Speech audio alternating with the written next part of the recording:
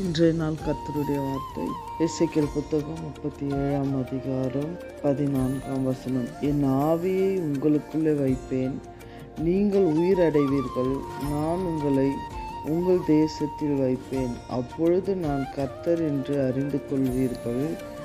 இதை சொன்னேன், இதை செய்வேன் என்று கர்த்தர் உரைக்கிறார் என்று சொல்கின்றார். இந்த வார்த்தையில் நாம் பார்க்கும்போது இஸ்ரவேல் ஜனங்களை உலர்ந்த எலும்புக்கு ஒப்பாய் வைத்திருக்கிறார். இஸ்ரவேல் ஜனங்களும் இஸ்ரவேல் வம்சங்களை உலர்ந்த எலும்பை பார்த்து உயிரடைய சொல்லும்படியாய் கர்த்தர் எசேக்கியேல் தீர்க்கதரிசிக்குள் செயல்பட்டதை நாம் பார்க்கிறோம். இயேசுவின் நாமத்தினால இந்த காலை வேளையில் உங்கள் வாழ்க்கையில் எதெல்லாம் உலர்ந்து போயிருக்கிறதோ அதை பார்த்து ஆண்டவர் சொல்லுகிற ஒரு காரியம், நான் அதை உயிரடைய செய்வேன், அவர்களை அந்த தேசத்தில் நான் வைப்பேன், நான் அவர்களுக்கு அறிவிப்பேன், நான் அவர்களுக்கு சொல்லுவேன் என்று சொல்லுகிறார். தேவன் உங்களுக்கு உண்டான சமாதானத்தின் தேசம், சுகத்தின் தேசம், ஆசீர்வாதத்தின் தேசம், செழிப்பின் தேசத்தில் தேவன் வைப்பேன் என்று சொல்லியிருக்கிறார். உங்களுடைய வாழ்க்கையில் எதெல்லாம் உலர்ந்து போயிருக்கிறதோ அதை இந்த நாளில் உயிரடையத்தக்கதாய் ஆண்டவராக இயேசு கிறிஸ்து வெளிப்படுகிறவராய் இருக்கிறார். எலும்பு போல இருக்கிற உன்னுடைய வாழ்க்கை, எலும்பு போல இருக்கிற உன்னுடைய சூழ்நிலைகள், ஒன்றுமே ஜீவன் இல்லாமல் வாழ்ந்து கொண்டு இருக்கிற உன்னுடைய வாழ்க்கையில் தேவன் எல்லா விதமான மரித்த சூழ்நிலைகளை மாற்றி உயிர்ப்பிக்கிறவர் உங்களோடு கூட பேசி கொண்டிருக்கிறார். ஆண்டவர் இந்த நாளில் உங்கள் மேல் நரம்புகளை சேர்த்து, உங்கள் மேல் மாம்சத்தை உண்டாக்கி, உங்கள் மேல் தோலினால் மூடி, உங்கள் ஆவியை கட்டளையிட அவர் வல்லவராயிருக்கிறார்.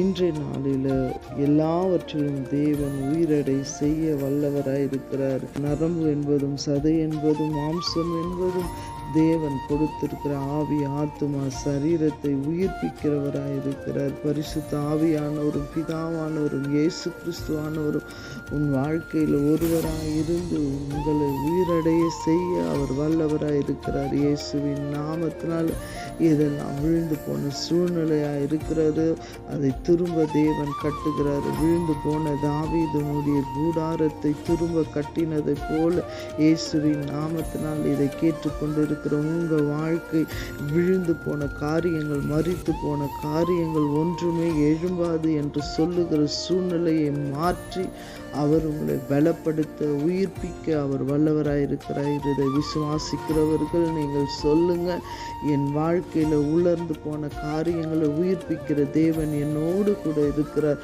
இஸ்ரவேல் ஜனங்கள் எகிப்திலும் வனாந்திரத்திலும் உலர்ந்து போன நிலைமையில இருந்தார்கள்.